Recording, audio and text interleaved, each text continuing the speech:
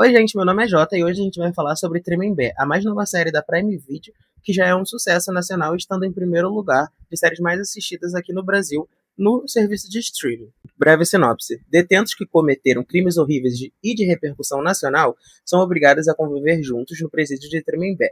Lá, eles criam alianças, sabotam inimigos e tentam manipular uns aos outros para garantir sua sobrevivência. Quando se é feita uma série ou filme baseado em fatos reais, não tem como fazer isso sem mudar nada. Em Tremembé, nós temos diversos exemplos de mudanças de tempo, falas e coisas que nunca aconteceram que eles colocaram ali na série para que fique uma coisa consumível, que o público queira assistir. Porque se fosse só simplesmente retratar o dia a dia das presas no presídio, sem mudar nada, tipo, sem adicionar textos ou falas, eu acho que nem teria como, porque ninguém nem tem acesso a esse material. Isso acontece também na série Monstros da Netflix, do Ed Gein, porque eles mudam bastante coisas para que a história fique mais contável e que tenha ali uma carga dramática maior para o público ficar preso. Porque se fosse só simplesmente ir lá e contar como era a vida dele e os crimes sem falar nada, ia ser um documentário, entendeu? Sem mudar nada. Ia virar um documentário e não uma série fictícia que é baseada em fatos reais.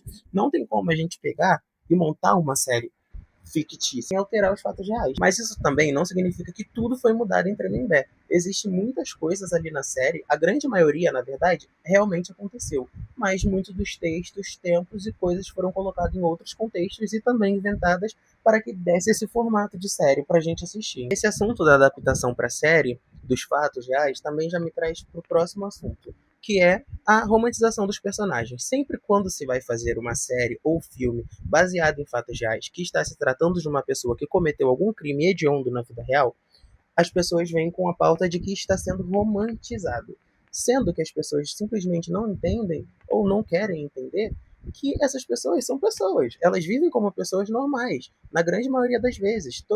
A gente tem que quebrar isso da nossa cabeça, de que essas pessoas são esquisitas ou doidas ou coisas do tipo. Não são. Não, elas não são assim. Por isso que quando a gente assiste alguma coisa retratando elas e a vida delas, a gente tem essa estranheza de que está sendo romantizado, porque elas estão sendo pessoas normais. Eu vi muitas pessoas falando isso, da Ana Carolina Jatobá, interpretada pela Carolina Coparato, e da Suzane von Richthofen, interpretada pela Marina Rui Barbosa. Essas duas, por um exemplo, nunca cometeram outro crime antes do crime pelo qual elas foram condenadas. Ah, então você tá passando pano dizendo que elas não são monstros. Sim, elas são, mas elas não agem como tal. Um grande exemplo ali mesmo é a Suzane, que só conseguiu fugir da rebelião, que ela ia ser morta no outro presídio, porque ela era uma pessoa que é legal, que consegue manipular as pessoas para fazer o que ela quer. Se ela fosse uma pessoa esquisita, que agisse de forma esquisita, ela não ia ter amigo nenhum, ninguém ia querer ficar perto dela. Sendo que nesse outro presídio, como eu já estava dizendo, ela foi salva porque ela era amiga de uma carcereira e de um médico.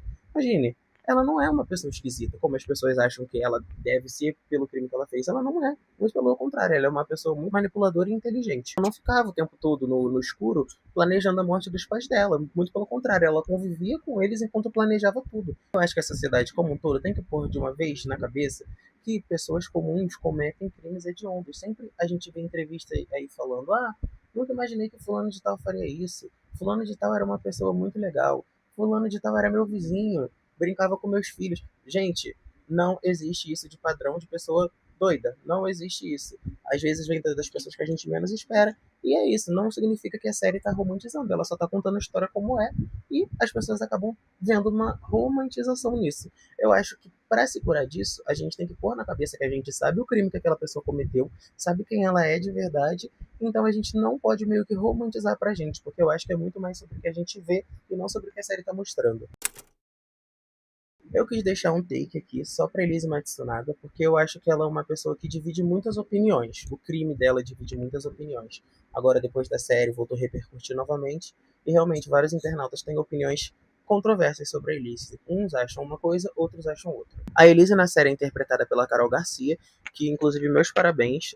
Eu acho que eu ainda vou falar sobre isso, mas a adaptação ficou perfeita. A escolha dos atores, tudo muito bem feito. As pessoas ficam muito divididas em relação a Elise, ao crime da Elise, porque ela meio que não fez algo contra uma pessoa inocente. Ela reagiu a algo. Tem até um áudio viral do advogado da Elise pro documentário da Netflix que ela participou, que ele está dizendo assim: a Elise fez isso? Não, a Elise reagiu a isso. É alguma coisa assim o áudio. Eu vou colocar aqui para vocês ouvirem. Agiu assim? Eu sempre respondo: Elise reagiu assim.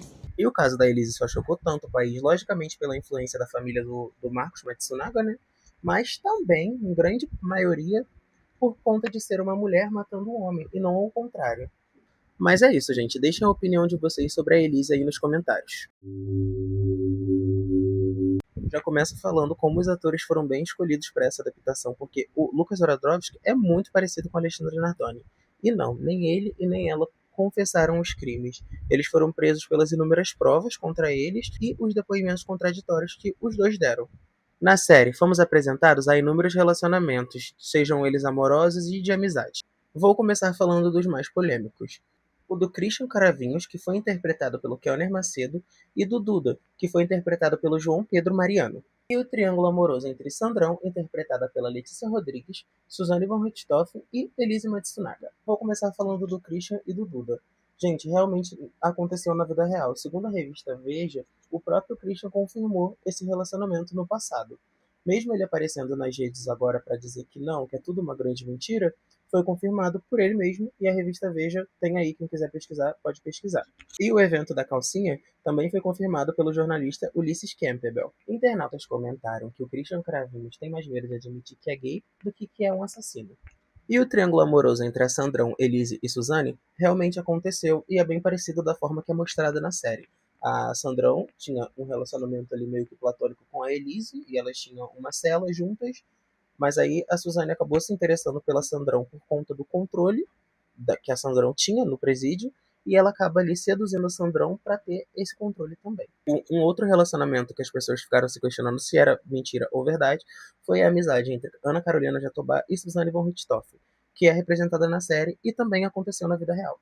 O relacionamento do Daniel Cravinhos, interpretado pelo Felipe Simas, com a Celina, interpretada pela Duda Siqueira, também aconteceu, assim como retratado na série. E a Suzane também teve um relacionamento com o Rogério, assim como retratado na série. O próprio já concedeu entrevista dizendo que muitas pessoas se afastaram dele após ele assumir esse relacionamento. Na época, essa entrevista com o Gugu foi super polêmica, porque ele foi acusado de dar R$ 1 milhão para entrevistar a Suzane e a Sandrão, mas nunca foram achados registros de que esse valor realmente existiu ou foi dado. Na série, a gente tem os 120 mil, que é mostrado lá, a Suzane assinando o documento, sendo que também não há registro de nenhum desse valor. A questão das máquinas de costura realmente aconteceu. A Suzane ganhou 3 máquinas de costura de uma marca cara, do Gugu. E ela também brigou com a Sandrão na justiça por essas 3 máquinas que estavam na casa da Sandrão. Então tudo que estava ali na série sobre esse núcleo das máquinas de costura, da briga das duas judicial pelas máquinas de costura, é verdadeiro. Outra coisa que é bastante comum com pessoas que cometem crimes e que acabam tendo uma repercussão muito grande são o surgimento de fãs. A Suzane, por exemplo, recebia várias cartas no presídio. E eu posso dar aqui 1000 exemplos de serial killers e outros assassinos que têm fãs, literalmente fãs. A Suzane tem fã-clube no Twitter, no TikTok. E eu fico pensando, pra quê? Pra quê? Eu só quis botar esse assunto aqui em pauta porque eu acho que é uma coisa, assim, desnecessária. Eu sei que não tem muito a ver ali com o núcleo da série, mas eu gostaria de saber também a opinião de vocês sobre o que vocês acham dessas pessoas que acabam virando fãs de serial killers e assassinos. Sempre quando é lançado algo sobre um fato real, um crime real, eu fico pensando nas vítimas que ficam. Um exemplo é o Andreas, o irmão da Suzane. Imagine, você tá lá seguindo sua vida, depois de tudo que já aconteceu com você, daí são anunciados 3 filmes do momento mais sombrio da sua história, do pior momento ali que você já viveu, e depois de um tempo é anunciado mais uma série. Eu não vou ser hipócrita de chegar aqui e falar que eu não gosto de assistir esse tipo de conteúdo, porque eu realmente gosto, eu assisto, eu gostei da série. Mas eu sempre fico pensando nessas pessoas. Um exemplo também é a mãe da Isabela Nardoni. Como que é para essas pessoas receber isso, tipo, porque nem é tanto mais sobre o crime, é mais sobre o criminoso agora, entendeu? E tem a questão dos fãs também. Então eu acho que as vítimas que ficam não já sofreram bastante? Será que precisa disso? É um questionamento. Vocês respondem aí nos comentários o que vocês acham. Então, gente, esse foi o vídeo. Espero que vocês tenham gostado. Me sigam aí para mais conteúdos como esse. Eu vou estar sempre trazendo aqui minhas análises sobre séries, filmes. Eu também falo sobre o mundo da música. Deixem aqui suas opiniões sobre as pautas que eu trouxe aqui. Me digam se vocês assistiram e gostaram da série, ou se não gostaram também, eu respondo todo mundo. Se inscrevam no canal para me ajudar, curtam bastante, compartilhem, comentem, podem comentar, que me ajuda muito. Digam se vocês têm alguma opinião parecida com a minha ou não. Tchau!